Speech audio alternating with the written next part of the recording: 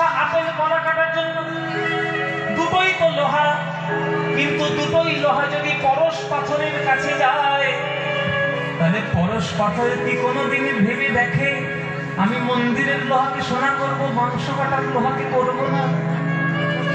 কোন পরশ পাথর কি কোনোদিন বলে পরশ পাথরের কাছে তো সবাই সমান? যে মন্দিরের লোহা সেও যেমন সমান, জল্লাদের মাংস কাটার লোহা সেও হবে সমান। এক লোহা পূজা মেরা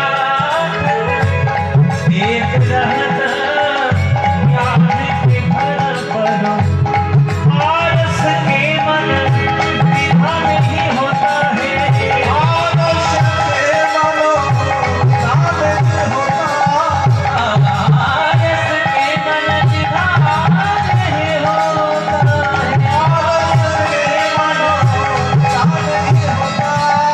दुहों को कंचन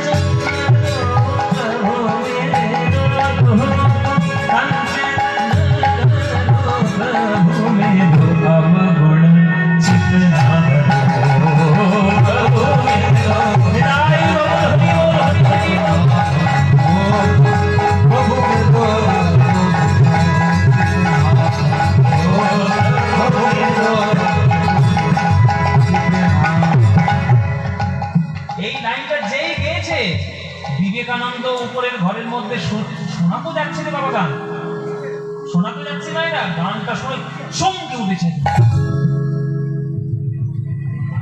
ব্রহ্ম চেতনা তখনই তার জাগ্রত হলে, আমি কি করতে চলেছিলাম।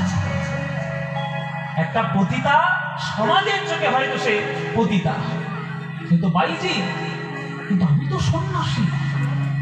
সাধারণ লোকের দৃষ্টি আমার দৃষ্টি যদি এক হয়ে গেল, তাহলে আমি সন্ন্যাসী হয়েছি কি করতে? আমার দৃষ্টিভঙ্গির উন্নত উচ্চ স্তর এখনো আসেনি। ওই ঘর থেকে ছুটে এসে বিবেকানন্দ কলেজে ঘরে পড়েছে। মা, তুমি আমার আজকের জ্ঞান চক্ষু খুলে দিলে মা।